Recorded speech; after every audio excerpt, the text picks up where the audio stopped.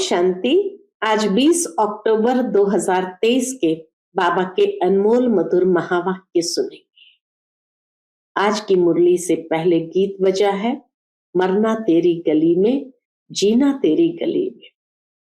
बाबा कहे इसका अर्थ तो बच्चों ने अच्छी तरह समझा होगा कि जो बच्चे देह सहित सब कुछ भूल एक बाप को याद करते हैं वह मातेले बच्चे हैं।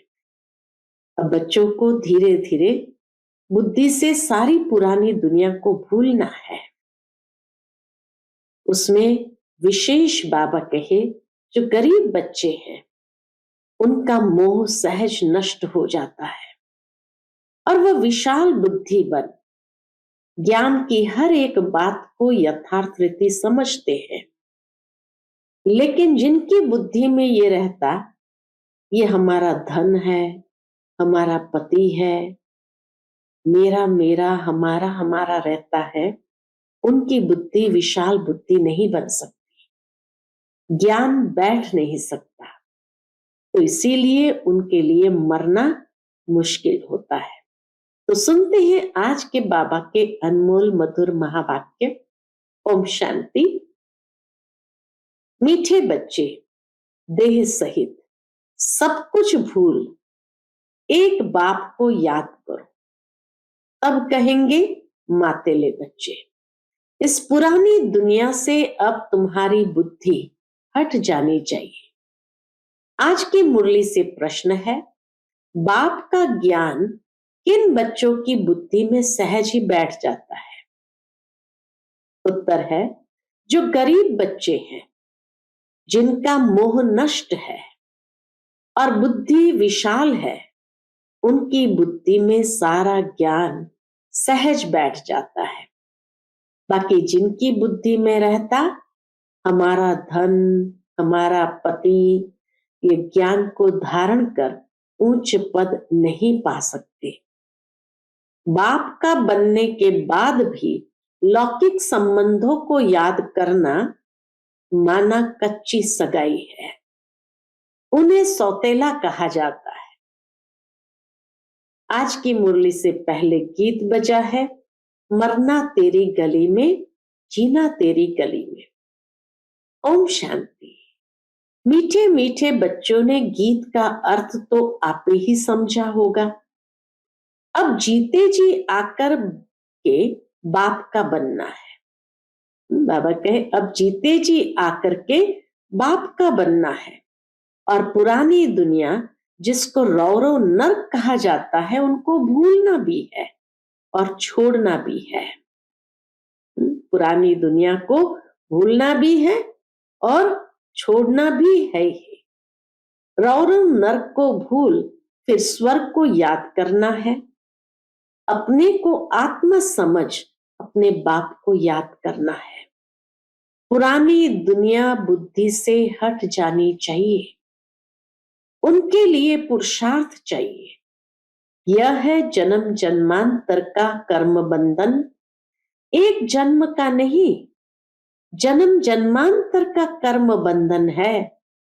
इतने पाप किस किस के साथ किए हैं वह सब जन्म ले भोगने पड़ते हैं। बाबा कहे हर एक जन्म के पाप तो भोगने ही पड़ते हैं। तो इस कर्म बंधन की दुनिया को भूल जाना है। ये छीछी दुनिया है, पतित शरीर है ना, इससे मोह मिटाना है। पतित शरीर से मोह को मिटाना है। गरीबों का मोह सहज मिट जाता है, शाहूकारों का मुश्किल मिटता है। वह समझते हैं हम स्वर्ग में सुखी बैठे हैं, गरीब दुखी है। यूं तो सारा भारत गरीब है, फिर उनमें भी जो गरीब है वह झट उठाते हैं। जो गरीब है वो बाबा के ज्ञान को झट उठाते हैं। उन्हों के लिए ही बाप आते हैं। गरीबों को जास्ती वर्षा मिलता है। सब सेंटर्स में देखो शाहूकार कोई मुश्किल ठहर सकते हैं। स्त्रियां भी गरीब घरों की ही आती है। धनवान को तो पति से सुख मिलता है। इसलिए उनसे बुद्धि योग टूट नहीं सकता। गरीब ही अक्सर करके ज्ञान लेते हैं। बाप है ही गरीब निवास। जिस बाप को सब याद करते हैं, परंतु ड्रामा अनुसार भक्त भगवान को जानते नहीं है। याद करते परंतु जानते नहीं है। भगवान तो है ही भक्तों का रक्षक, भक्ति का फल देने वाला सदगति दाता एक बाप है। तुम बच्चे बाप द्वारा अभी ज्ञान की बातें सुन रहे हो। यह ज्ञान उन्हीं बच्चों की बुद्धि में बैठता है, इनकी बुद्धि में, जिनकी बुद्धि विशाल है, मोह नष्ट है, जिनकी बुद्धि में रहता है कि हमारा पति, हमारा धन आदि है, वह उच्च पद पा नहीं सकते। बुद्धि में हमारा हमारा या मेरा मेरा रहेगा तो बाबा कहे बाबा की याद नहीं रहेगी तो वो उच्च पद पा नहीं सकते। पद वह पाते हैं कौन? जो रचता और रचना का परिचय देते हैं। बाप को पहचानने बिगर वर्षा कैसे मिले? साजन को सिर्फ साजन कहने से फायदा नहीं हो सकता है। जाने पहचाने बिगर साजन से सगाई कैसे हो सकती है? कन्या की सगाई होती है तो उनको चित्र आदि दिखाते हैं। फलाने का बच्चा है, ये ऑक्यूपेशन है। आगे दिखलाते भी नहीं थे, ऐसे ही शादी करा देते थे, तो भी उनका ऑक्यूपेशन तो बताते हैं ना। यहाँ कोई कोई बच्चे अपने बाप को अथवा साजन को जानते ही नहीं है, तो सगाई कैसे हो? जब जानते ही नहीं तो सगाई कैसे हो? नंबरवार है। कईयों की कच्ची सगाई है। तो कच्ची सगाई किसकी कही? कि जो बाप के अलावा और चाचा मामा काका को भी याद करते रहते हैं। तो बाबा कहे कईयों की कच्ची सगाई है। पारलौकिक साजन को याद नहीं करते, लौकिक साजन को, लौकिक संबंधियों आदि को याद करते रहते हैं। तो गोया कच्ची सगाई है। उनको सौतेले बच्चे कहा जाता है, पक्के को मातेले बच्चे कहा जाता है। मातेले बच्चे बहुत थोड़े हैं। बाबा के मातेले बच्चे बहुत थोड़े हैं। भट्ठी में इतने पड़े, उनमें से कितने कच्चे निकल पड़े, अपने साजन को पहचानते ही नहीं। जैसे पारा हथेली पर ठहरता ही नहीं है ना, वैसे ही याद भी इतने मुश्किल है। घड़ी घड़ी भूल जाते हैं। 25-30 वर्ष वाले भी पूरा याद नहीं कर सकते। तुम जानते हो पारलौकिक साजन स्वर्ग के 21 जन्म के लिए महारानी महाराजा बनाने वाला है। सृष्टि के आदि मध्य अंत को जानने वाला है। सजनियों को इतना समझाते हैं तो भी बुद्धि में बैठता नहीं है। बुद्धि पुरानी दुनिया के बंधनों में भटकती रहती है। समझते नहीं है कि मैं बंधन में हूं। संबंध तो चाहिए एक का, बाकी सब है बंधन। बच्चों को समझाया जाता है एक से संबंध रखो, वह तुमको सृष्टि के आदि मध्य अंत की शिक्षा देते हैं। तुम जानते हो आधा कल्प है ज्ञान कांड, आधा कल्प है भक्ति कांड। ज्ञान कांड में तो 21 जन्म का वर्षा मिलता है। वहां है सतो प्रधान, फिर सतो प्रधान से नीचे सतो में, फिर सतो से गिरकर रजो में आना है। जब सतो पूरा होता है तो ज्ञान कांड पूरा हो जाता है। द्वापर से भक्ति शुरू होती है, वह भी पहले सतो प्रधान भक्ति होती है, अव्यभिचारी भक्ति होती है। फिर भक्ति भी सतो रजो तमो में आती है। व्यभिचारी होने से भक्ति फिर गिरती जाती है। अब यह जानना और किसको समझाना तो बहुत सहज है। एक है स्वयं जानना, दूसरा है दूसरों को समझाना। बाबा कहिए तो बहुत सहज है। तुम बच्चों को रौरव नर्क से संबंध तोड़ एक से रखना चाहिए। एक बाप से संबंध रखने की प्रैक्टिस करो। बाप को याद करने से ही विकर्म विनाश होंगे। गरीब अच्छी मेहनत करते हैं तो बलिहारी गरीबों की है। बाप भी गरीबों पर बलिहार जाते हैं। शुरुआत में कितने गोप थे, कितनी माताएं थी, कितने खत्म हो गए, बाकी थोड़े रहे हैं। माताएं भी थोड़ी रही। हाँ, कोई कोई शाहूकार घर की भी रह गई, जैसे क्वीन मदर, देवी आदि। क्वीन मदर हमारी बड़ी दीदी मनमोहिनी दीदी की माता जी, उनको क्वीन मदर के नाम से जाना जाता था उस समय, क्योंकि बड़े शाहूकार घर की थी। और देवी यानी रतन मोहिनी दादी जी की माता जी, तो देवी भी बहुत ऊंचे घराने के थे। तो बाबा कहे जैसे क्वीन मदर, देवी आदि। अब तुम्हें मूल बात समझानी है कि जिस भगवान को सब याद करते हैं उसका परिचय क्या है। पतित पावन बाप जो राजयोग सिखलाकर नर से नारायण बनाते हैं, उनको नहीं जानेंगे तो तुम पाप करते रहेंगे, बाप को गाली देते रहेंगे। सम्मेलन तो बहुत होते रहते हैं, वहां पर समझाने वाले बड़े तीखे चाहिए। समझाना चाहिए तुम वेदों की महिमा समझते हो, परंतु इससे कोई फायदा तो होता नहीं। फायदा तो एक बाप से ही होता है, जिसको हम जानते हैं तुम नहीं जानते हो। आओ तो हम आपको समझाएं। बाप को पहचाने बिना वर्षा कैसे मिलेगा। बाप का वर्षा है मुक्ति, जीवन मुक्ति, गति सदगति। ये अक्षर सुनाते ही बाप है। तुम बच्चों को याद रखना चाहिए और कोई चीज से फायदा नहीं। बाप को और रचना के आदि मध्य अंत को जानना है। इसमें भी आधा कल्प है भक्ति कांड, आधा कल्प है सदगति ज्ञान कांड। बल सम्मेलन करते हैं परंतु खुद ही मूंझे हुए हैं, समझते कुछ भी नहीं है। तुम्हें सबको बाप का परिचय देना है। जब बहुतों को परिचय मिल जाएगा तब कहेंगे कमाल है। यह तो सारे सृष्टि के आदि मध्य अंत का राज चित्रों सहित बतलाते हैं। माताओं को बड़ा नशा रहना चाहिए। पुरुष मदद करने के लिए तैयार है, डायरेक्शन बाप देते हैं, करना कन्याओं माताओं को है। आजकल कन्याओं माताओं की महिमा जास्ती है।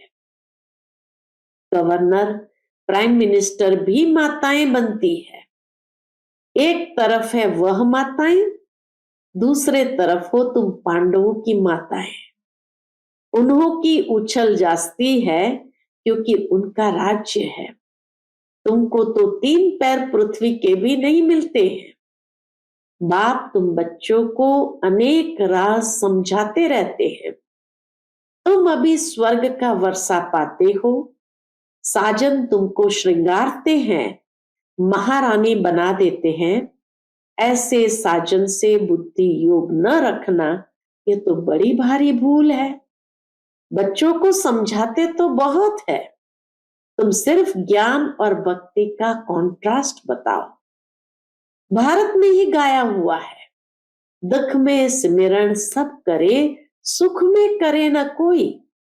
सुख में क्यों याद करेंगे, सतयुग में क्यों याद करेंगे। अभी वह नई दुनिया स्थापन हो रही है, परंतु सुख का वर्षा भी पूरा लेना चाहिए। माता पिता जानते हैं हर एक कितना लायक है। मौत जब नजदीक आएगी तो बताएंगे तुम पुरुषार्थ पूरा नहीं किया है, तब तुम्हारा ऐसा हाल हुआ है। वह भी बताएंगे कि तुम किस किस्म की प्रजा में जाएंगे, किस किस्म के नौकर चाकर बनेंगे, सब बताएंगे। अंत में बाबा सब साक्षात्कार कराएंगे। अच्छा, कई बच्चे समझते हैं आज हमने मुरली बहुत अच्छी चलाई, परंतु नहीं, ये तो शिव बाबा आकर मदद करते हैं। अपना अहंकार नहीं होना चाहिए। तुमको तो बाप सिखलाते हैं, जो तुम सुनाते हो। बाबा का सिखाया हुआ ही तो सुनाते हैं। बाप न होता तो तुम्हारी मुरली काहे की? मुरलीधर के बच्चों को मुरलीधर बनना चाहिए, नहीं तो ऊंच पद पा नहीं सकेंगे। बल कुछ न कुछ फायदा हो जाता है। कोई सेंटर खोलते हैं तो बहुत आशीर्वाद मिलती है। इतना समय पढ़ाई की है तो आप ही सर्विस पर सेंटर जमाना चाहिए। खुद सीखते हैं तो क्या औरों को नहीं सिखला सकते? ब्रह्मा कुमारी की मांगनी करते हैं तो बाबा समझ जाते हैं शायद खुद में इतना ज्ञान नहीं है।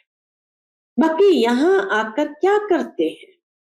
बाबा तो समझाते हैं, बादल आए रिफ्रेश होकर जाए, वर्षा बरसाए, नहीं तो पद कैसे पाएंगे? मम्मा बाबा कहते हो तो गद्दी पकड़कर दिखाओ। बाबा कहे मम्मा बाबा कहते हो तो गद्दी पकड़कर दिखाओ। यह भी कोई को अहंकार नहीं आना चाहिए कि हमने दिया, तुम कुछ भी न दो। बाबा तुमको कौड़ी के बदले हीरा देने से भी छूट जाएगा। बाबा भी हीरा देने से छूट जाएगा। अच्छा, मीठे मीठे सिकिलदे बच्चों प्रति माता पिता बाप दादा का याद प्यार और गुड मॉर्निंग। रूहानी बाप की रूहानी बच्चों को नमस्ते। हम सभी रूहानी बच्चों की रूहानी माता पिता बाप दादा को याद प्यार, गुड मॉर्निंग और नमस्ते। नमस्ते, शुक्रिया बाबा, शुक्रिया। आज की मुरली से धारणा के लिए मुख्य सार है। पहली पॉइंट, एक के साथ सर्व संबंध रख। बुद्धि योग अनेक बंधनों से निकाल लेना है। एक के साथ पक्की सगाई करनी है। बुद्धि योग भटकाना नहीं है। दूसरी पॉइंट, बाप समान मुरलीधर बनना है। मैंने अच्छी मुरली चलाई, इस अहंकार में नहीं आना है। बादल भरकर वर्षा करनी है। पढ़ाई की है तो सेंटर जमाना है। आज का बाप दादा का मधुर वरदान हम बच्चों के प्रति है, बाप को सामने रख, ईर्ष्या रूपी पाप से बचने वाले विशेष आत्मा भव। बाप को सामने रख, ईर्ष्या रूपी पाप से बचने वाले विशेष आत्मा भव। ब्राह्मण आत्माओं में हम शरीक होने के कारण ईर्ष्या उत्पन्न होती है। ईर्ष्या के कारण संस्कारों का टक्कर होता है। लेकिन इसमें विशेष सोचो कि यदि हम शरीक किसी विशेष कार्य के निमित्त बना है तो उनको निमित्त बनाने वाला कौन? बाप को सामने लाओ तो ईर्ष्या रूपी माया भाग जाएगी। अगर किसी की बात आपको अच्छी नहीं लगती है तो शुभ भावना से ऊपर दो, शुभ भावना के साथ ऊपर सुनाओ, ईर्ष्यावश नहीं। आपस में रेस करो, रीस नहीं, तो विशेष आत्मा बन जाएंगे। आज का स्लोगन है, बाप को अपना साथी बनाकर माया के खेल को साक्षी हो देखते चलो। बाप को अपना साथी बनाकर माया के खेल को साक्षी हो देखते चलो। अच्छा, फिर मातेश्वरी जी के मधुर महावाक्य सुनेंगे। मुरली का टाइटल है, अपना असली लक्ष्य क्या है। मम्मा ने इसी विषय पर बात बताई है। पहले पहले ये जानना जरूरी है कि अपना असली लक्ष्य क्या है। वो भी अच्छी तरह से बुद्धि में धारण करना है, तभी पूर्ण रीति से उस लक्ष्य में उपस्थित हो सकेंगे।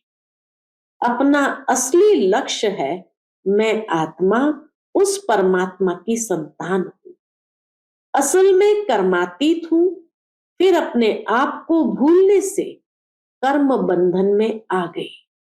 अब फिर से वो याद आने से, इस ईश्वरीय योग में रहने से अपने किए हुए विकर्म विनाश कर रहे हैं।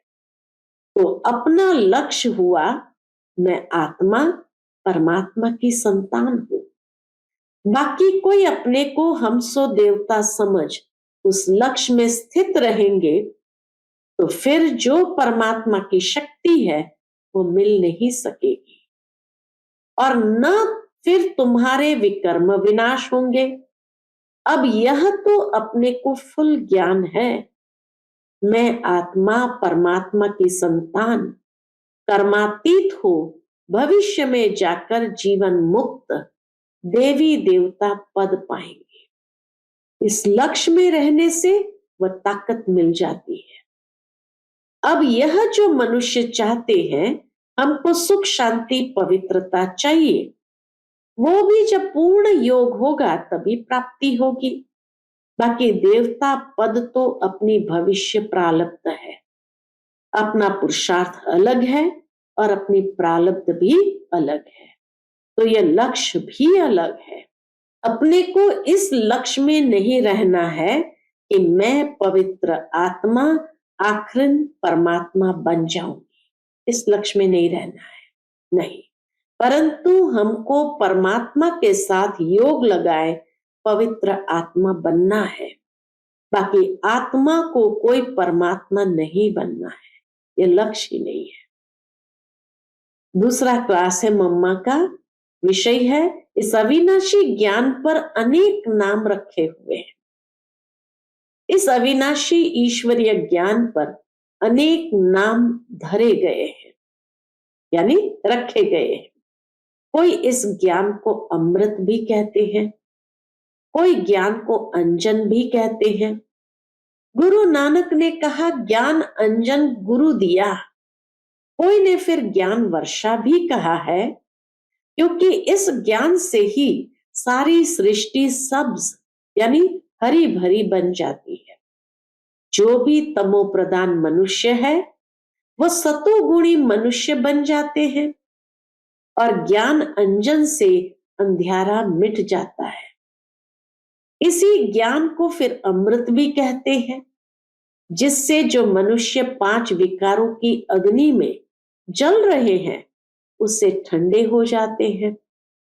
देखो गीता में परमात्मा साफ कहता है कामेषु क्रोधेषु, उसमें भी पहला मुख्य है काम, जो ही 5 विकारों में मुख्य बीज है।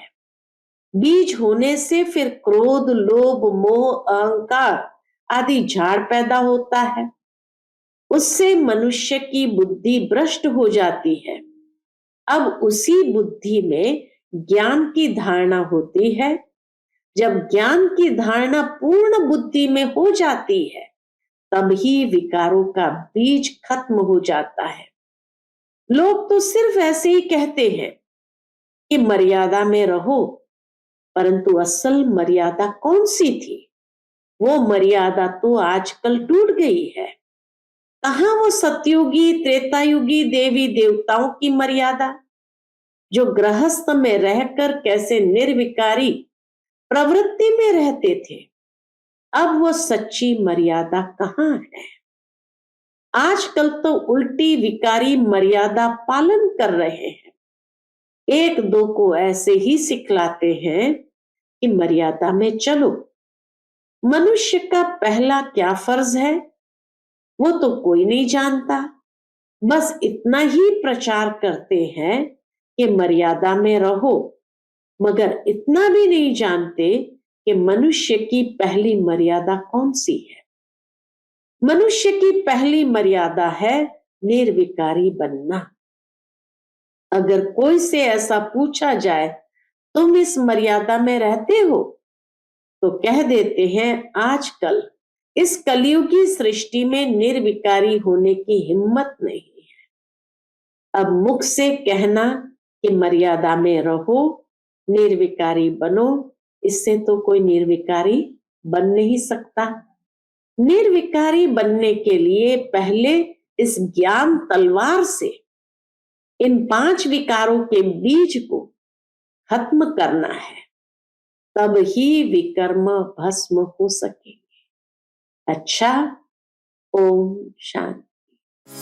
Click here to like, subscribe, and press the bell icon to stay updated with our latest videos.